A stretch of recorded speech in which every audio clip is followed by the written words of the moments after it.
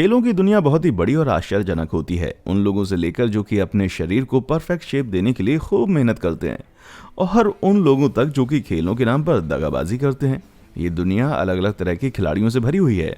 तो क्योंकि अब हम इन खिलाड़ियों की बात कर ही रहे हैं, तो आज मैं आपको ऐसे ही कुछ खिलाड़ियों के बारे में बताने जा रहा हूं जो कि बहुत ही ज्यादा अनोखे हैं। लियोटो मचीदा। अगर आप भी एमएमए फाइटिंग के शौकीन हैं तो आपको भी ये जानने में बहुत मजा आने वाला है। लियोटो मचीदा यूएफसी का एक लाइट हैवीवेट चैंपियन है जो कि आज तक 36 बार जीता है और सिर्फ 9 बार हारा है। उसने 16 मैच इकट्ठे जीते थे और ये कोई छोटी मोटी बात नहीं है। लेकिन उसके ये मैच जीतने का कारण सिर्फ ट्रेनिंग नहीं थी। लियोटो मचीदा यूरोथेरेपी का इस्तेमाल करते हैं। आसान शब्दों में इसका मतलब है कि वो खुद का पेशाब पीते हैं। कई सारे इंटरव्यूज में उन्होंने ये चीज एक्सेप्ट भी की है कि वो हर सुबह उठकर खुद का पेशाब पीते हैं, जिसको कि वो नेचुरल मेडिसिन का नाम भी देते हैं। उनके पिता योशिजो मचीदा ने बताया कि उनके बेटे में ये आदत उन्होंने ही डाली है और वो खुद भी इसी चीज का हर रोज अभ्यास करते हैं। लेकिन यार, गेम जीतने के लिए मैं ऐसा कभी नहीं करने वाला। तोचिनोशिन सुयोश, जिनको कि लेवन गोगार्ड्स के नाम से भी जाना जाता है, मट्सुकेटा जॉर्जिया के एक प्रोफेशनल सूमो रेसलर हैं। इस समय पर वो जापान के सबसे ज्यादा मशहूर और ताकतवर सूमो रेसलर्स में से एक हैं। उनका वेट 178 किलो है, जिसकी मदद से वो अपनी फील्ड में बहुत ज्यादा अच्छे हैं। बाकी सारे सूमो रेसलर्स के मुकाबले में तोचिनोशिन कुछ ज्यादा ही भारी और अच्छे दिखाई देते हैं, जैसे कि इनका शरीर बहुत ही अलग तरीके से बनाया गया हो। जीतने के लिए और अच्छे से लड़ने के लिए अक्सर सूमो रेसलर काफी ज्यादा खाते पीते हैं, जिससे कि वो और ज्यादा हट्टे कट्टे हो सकें, क्योंकि इस खेल के अंदर आप जितना ज्यादा भारी होंगे उतना ही आपको गिराना मुश्किल होगा। तोचिनोशिन भी अपने सामने वाले खिलाड़ी के साथ लड़ने के लिए इसी चीज को अपनाते हैं। वो भी ज्यादा खाना खाते हैं, लेकिन क्योंकि वो जॉर्जिया से हैं, इसीलिए उनके जीन्स की वजह से उनका शरीर पहले से ही इतना ज्यादा चौड़ा है और बड़ा भी है, जितना कि बाकी लोगों का आमतौर पर नहीं होता। इसीलिए वो ज्यादातर लड़ाइयों में जीत जाते हैं। तोचिनोशिन उज़ुकी के सूमो रेसलिंग में सेकंड हाईएस्ट रैंक पर आए थे, जो कि योकोजोना से सिर्फ एक ही लेवल नीचे था, और ये चीज किसी भी खिलाड़ी के लिए एक बहुत ही गर्व की बात है। ताकानोयाम। सूमो रेसलिंग सिर्फ उन्हीं लोगों के लिए नहीं है जो कि बहुत ज्यादा भारी हैं या जो बहुत ज्यादा वेट बढ़ा लेते हैं, लेकिन ये गेम स्ट्रेटेजी भी है, और इसी वजह से 98 किलो के ताकानोयाम शुनतारो सबसे मशहूर सूमो रेसलर्स में से एक माने जाते हैं। भले ही अपने सामने वाले दुश्मन के वेट के मुकाबले बहुत कमजोर दिखते हैं, लेकिन प्राग के प्रावल बोजार में पैदा हुआ ये रेसलर ताकानोयाम 2012 में सूमो में 5th हाईएस्ट रैंक तक पहुंचा था। क्योंकि ये थोड़े कमजोर हैं, इसलिए इनके शरीर में ट्रिक्स और स्ट्रेटजी अपनाने के लिए ज्यादा ताकत मौजूद होती है, जिससे कि ये आम ट्रिक्स को भी बहुत ज्यादा तेजी से दूसरे व्यक्ति पर चला सकते हैं और उसको हरा सकते हैं। वैसे तो इन्होंने भी वजन बढ़ाने की बहुत कोशिश की, लेकिन वो अपना वजन नहीं बढ़ा पा रहे थे। 2011 में इनको सूमो एसोसिएशन की तरफ से इंसुलिन लेने के लिए चेतावनी मिली थी। माना जाता है कि ये इंसुलिन वो खुद का वजन बढ़ाने के लिए ले रहे थे, लेकिन जैसे ही इस चेतावनी के बाद उनकी बेइज्जती शुरू हुई, उन्होंने रिटायरमेंट ले ली। इस हिसाब से तो शायद यहाँ पर इनका पतला होना नुकसानदायक हो गया। गोएगा मितु। ऐसे बहुत सारे लोग हैं जिनको कि हम मजाक में राक्षस करार दे देते हैं, लेकिन इस दुनिया में असलियत में भी राक्षस मौजूद हैं। गोएगा मितु, जिनको कि गोलियथ ऑफ रोमानिया के नाम से भी जाना जाता था, सितंबर 1909 में पैदा हुए थे, लेकिन एक अजीब सी बीमारी जिसको कि गाइगेंसिस कहा जाता है, उसकी वजह से मितु की हाइट बहुत ज्यादा बड़ी होती गई और ये कुछ 7 फीट 9 इंच लंबे हो गए, जो कि आज तक रोमानिया का सबसे लंबा कद माना जाता है, और इसीलिए इनको सबसे लंबे बॉक्सर का नाम भी दिया जाता है। ये पहले एक सर्कस में काम करते थे, जहां पर इनको एक इटालियन बॉक्सर उम्बर्तो लेंसिया ने ढूंढ लिया। इसके बाद इन्होंने पेरिस स्कूल ऑफ बॉक्सिंग से बॉक्सिंग सीखी और 26 साल की उम्र में इन्होंने इटली के सबसे मशहूर बॉक्सर सुआरियो ग्रेजो के खिलाफ मैच खेला। भले ही सुआरियो ग्रेजो जितने भी मशहूर था, एक्सपीरियंस्ड भी था, पर मितु ने उनको पहले ही राउंड में हरा दिया। उनका दूसरा मैच उसी साल के आखिर में दुमित्रू पावेलेस्कू के साथ हुआ और इनको भी उन्होंने पहले राउंड में मारकर हरा दिया। इसके बाद जो उनका तीसरा मैच इटालियन ग्यूपे सेगा के साथ हुआ, अभी तक तो आप जान ही चुके होंगे कि उसका नतीजा क्या हुआ होगा। जी हाँ, ये वाला मैच भी वो जीत गए। अब ये एकदम कमाल की बात है ना। सन मिंगमिंग। लेकिन ध्यान रखिए, मितु अकेले ऐसे इंसान नहीं थे जिनको कि सबसे लंबे होने का दर्जा दिया गया था। जरा अपना ध्यान सन मिंगमिंग की तरफ कीजिए, जिनको कि पूरी दुनिया का सबसे लंबा बास्केटबॉल प्लेयर कहा जाता है।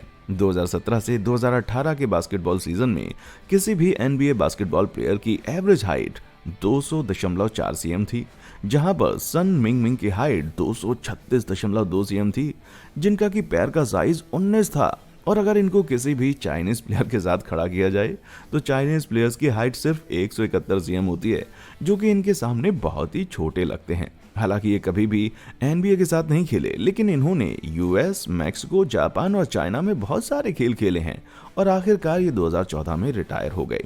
2013 में सन मिंगमिंग ने एक 187.3 सेंटीमीटर लंबी महिला जूहेन से शादी कर ली, जो कि एक प्रोफेशनल हैंडबॉल प्लेयर हैं।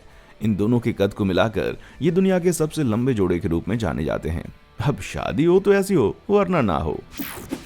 जोए मैंगानिलो, आपने शायद उनका नाम नहीं सुना होगा, लेकिन आपके माता पिता ने उनको जरूर देखा होगा और शायद उन्होंने उनको नंगा भी देखा होगा। जोए मैंगानिलो एक प्रोफेशनल बॉडी बिल्डर और एक्टर हैं, जिन्होंने की मैजिक माइक में भी काम किया था।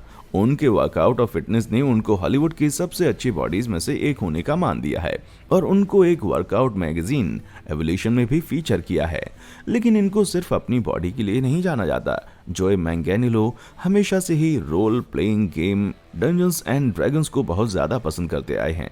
उनको ये गेम इतना ज्यादा पसंद है कि उन्होंने अपनी बीवी सोफिया वरेगेरा के साथ मिलकर अपने घर का नीचे वाला हिस्सा एक असल जिंदगी में डंजन्स जैसा बना दिया। लेकिन ये वाला असल जिंदगी का खेल है भाई, वो ऐसे ही किसी के साथ नहीं खेल सकते। वो इन डंजन्स के मास्टर हैं और इसके बारे में पूरा हॉलीवुड जानता है। Director James Gunn, Tom Morello, actor Vince Vaughn और WWE के भिक्षु जैसी महान हस्तियां भी इस पार्टी का हिस्सा हैं। अब आप ही सोचिए, क्या आपको भी अपनी वीडियो गेम से इतना प्यार है?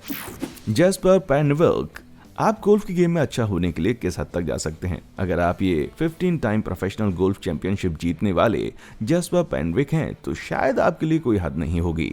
जैस्पर पेनविक, जिनको की द स्पेसमैन के नाम से भी जाना जाता है, उन्होंने खुद को सुधारने के लिए दुनिया का हर तरीका अपना कर देखा है।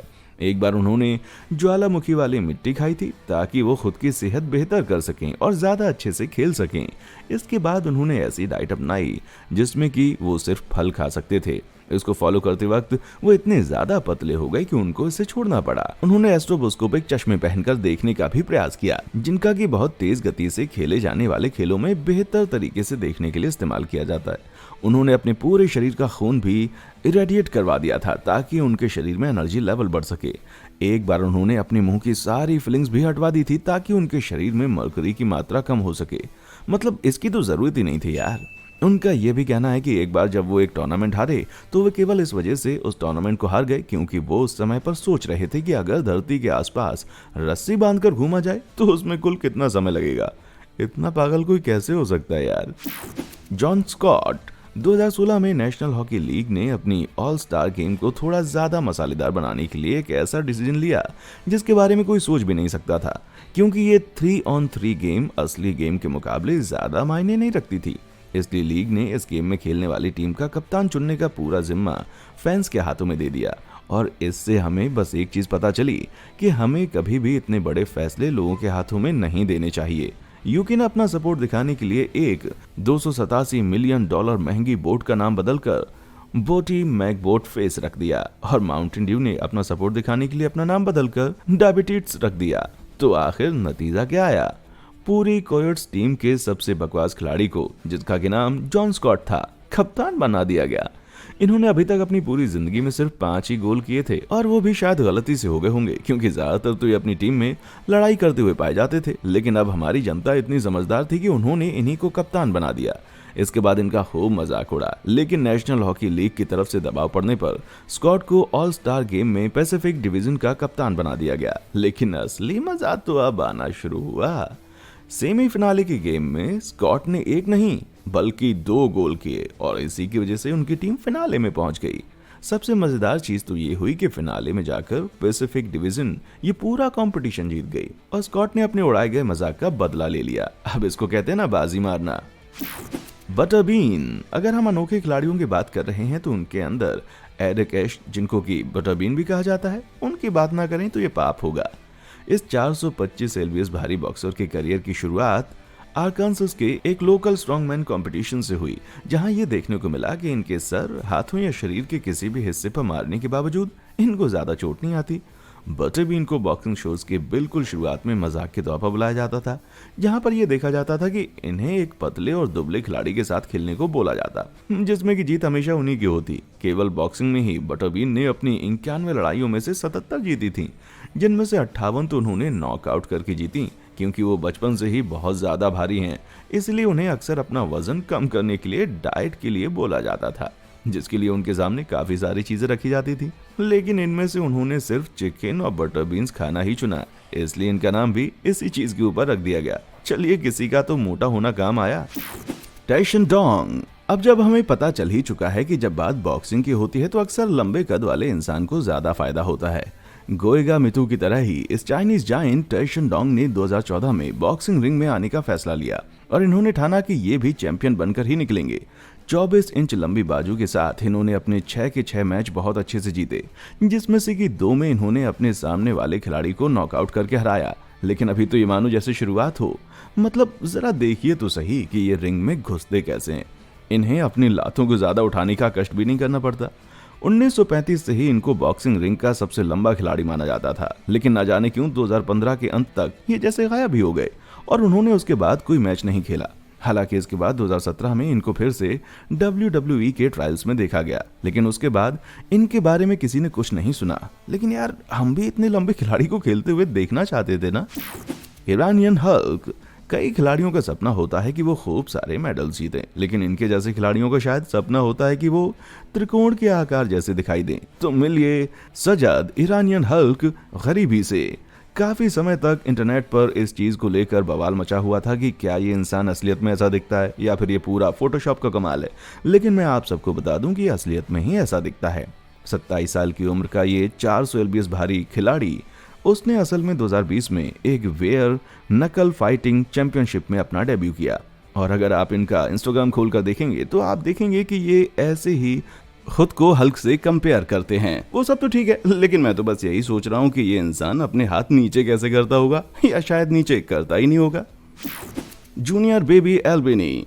अरे बॉक्सिंग में बच्चे को किसने छोड़ दिया भाई? नहीं, हम बच्चे की बात नहीं कर रहे, हम इस MMA फाइटर की बात कर रहे हैं जो कि एक डायपर जैसी दिखने वाली शर्ट पहनकर खेलते हैं। आप जिस इंसान को तस्वीर में देख रहे हैं ना, वो जूनियर बेबी एल्बिन है। लेकिन मुझे लगता है कि मैंने इनको टीवी कार्टून में देखा है। हालांकि ऐसा जरूर हो सकता है कि इन्होंने ये ऑडियंस का ध्यान अपनी तरफ खींचने के लिए जानबूझकर किया हो, लेकिन ये मजाक कुछ ज्यादा ही आगे पहुंच गया है।